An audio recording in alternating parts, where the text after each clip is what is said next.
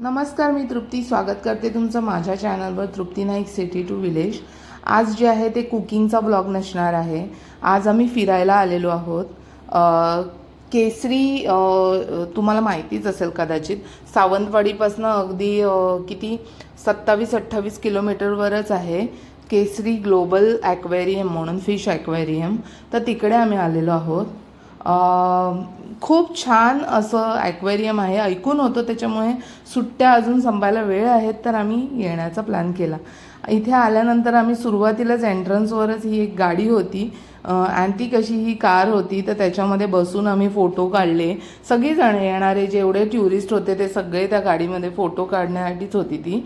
आणि आतमध्ये एंट्री केल्यानंतर हे असे मस्त छान असे वॉलवर पेंट केलेलं होतं, म्हणजे कोकणाचं जे सौंदर्य आहे, कोकणामधले जे स्पेशल जी पर्यटन ठिकाणं आहेत त्यांचे फोटोज काढलेले होते।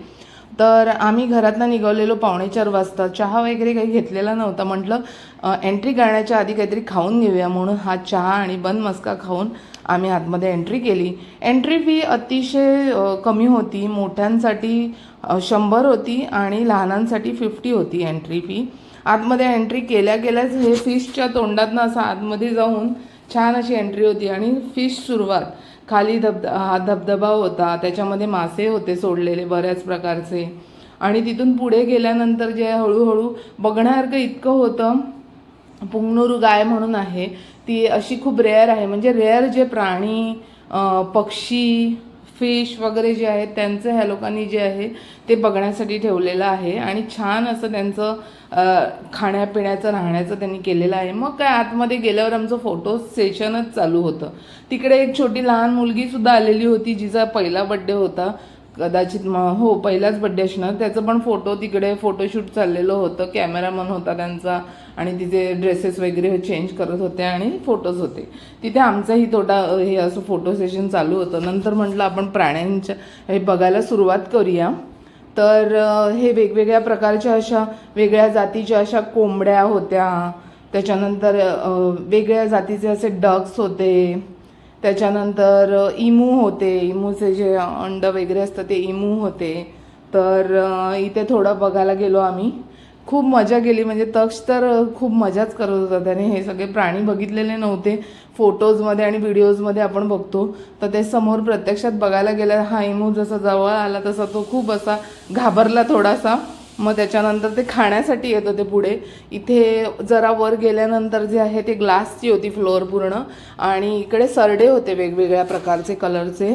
एक ग्रीन कलरचा होता, त्याच्यानंतर रेड कलरचा होता सरडा, त्याच्यानंतर जे आहे ते ब्राऊन कलरचा होता, असे वेगवेगळ्या प्रकारचे होते। व्हिडिओ अशी स्लोली करायला गेला ना तर खूप मोठी होत होती, त्याच्या कारणामुळे मी काटछाट करून पळवून जी आहे ती व्हिडिओ केली आहे। नंतर हा स्विमिंग पूल होता, इतका छान होता ना, त्याच्यावर असं थोडंसं असं घाबरल्यासारखं वाटत होतं, पण छान असं स्विमिंग पूल होता।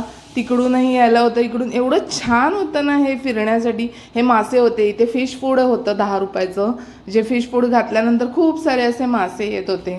ते पाहिल्यानंतर आम्ही जे आहे ते म्हणजे ॲक्च्युअल जे ॲक्वेरियम आहे त्याच्यामध्ये एंट्री केली।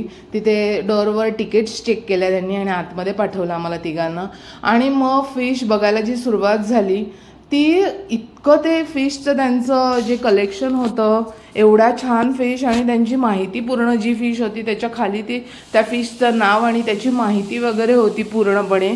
आणि खूप छान असं ते फिश ॲक्वेरियम होतं, म्हणजे तक्षची तर एवढी मजा चाललेली की त्याला कळतच नव्हतं की काय करू आणि काय नको करू।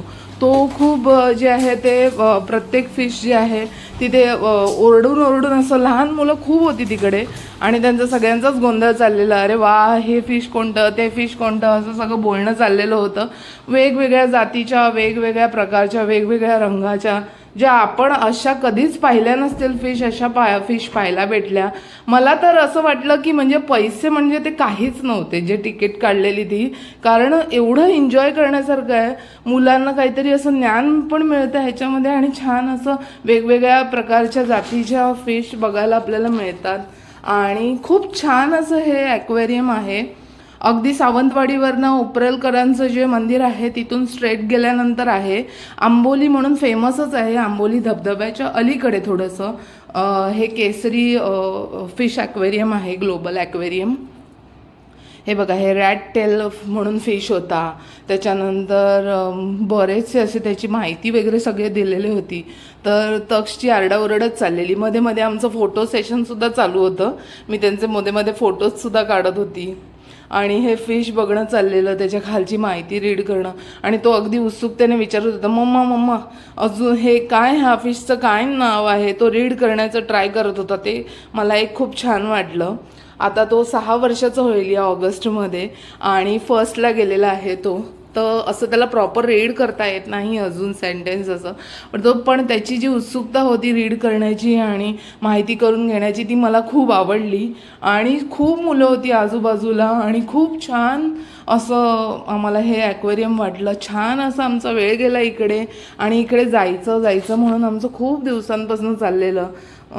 तर ते फायनली आता सुट्ट्या संपत आल्यात, तर त्याच्या आधी इथे आम्ही व्हिजिट द्यायचं ठरवलं.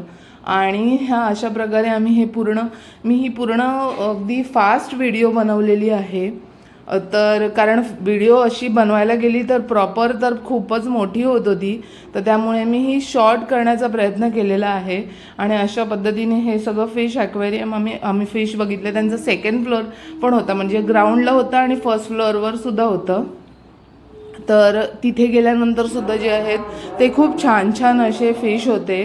आणि जे आतमधलं जे डेकोरेशन होतं ते खूप छान होतं.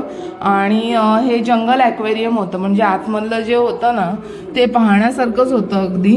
तर हे पूर्ण आम्ही फिश ॲक्वेरियम बघितलं. छान असे मासे होते की मला अजूनही एकदा जाण्याची इच्छा आता निर्माण झालेली आहे. म्हणजे तकसुद्धा आल्यापासून आम्ही कालपासून त्याच झोनमध्ये आहोत.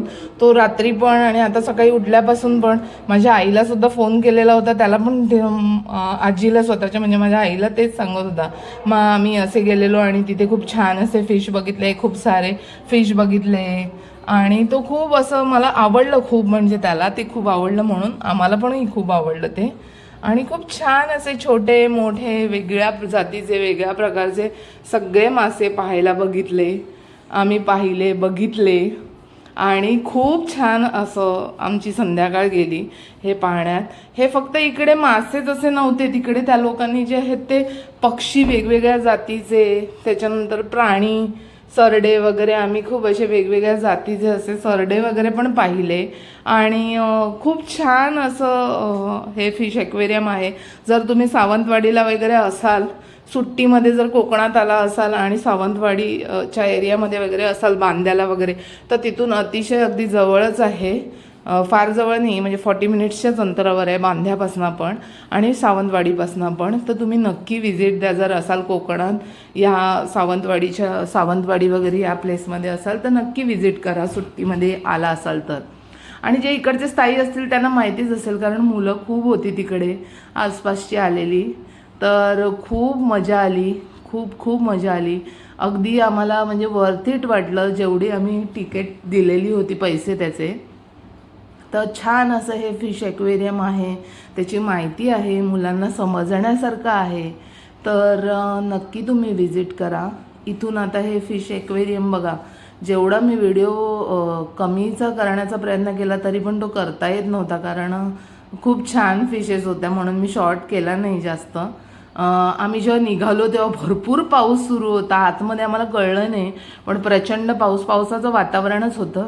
हे बाहेर आलो जेव्हा आम्ही खाली आलो तेव्हा हे बघा, हे जे आहे ते वेगळ्या रंगाचं, हा माझ्या मते हा मुंगूस आहे, पण मुंगूस काळाच बघितलेला आहे मी. तर हे या वेगळ्या करड्या कलरचे जे टेडीबेअरसारखे असे मुंगूस होते. हे पक्षी होते इकडे. हे बघा, हे पक्ष्यांचे केज बघा केवढे मोठे आहेत आणि खूप छान असे जे पक्षी होते त्यांची माहिती आणि फोटोज होते त्या केजच्या बाहेर. हे बघा, हे पॅरोट वेगळ्या पद्धतीचे होते आणि त्याची माहिती पूर्ण दिलेली होती. तर आमचा जो आहे फिश ॲक्वेरियममध्ये ह्या केसरी ग्लोबल ॲक्वेरियममध्ये खूप छान असा आमचा दिवस, आमची संध्याकाळ गेली. पाऊस थोडा कमी झालेला आणि आम्ही निघालो तिथून. मग हे बघा वातावरण बघा आजूबाजूचं. मग काय, आमच्या आवडीच्या बांध्याला जे आमचं हॉटेल आहे अंकिता क्लासिक, तिथे जेवून आम्ही घरी परतलो.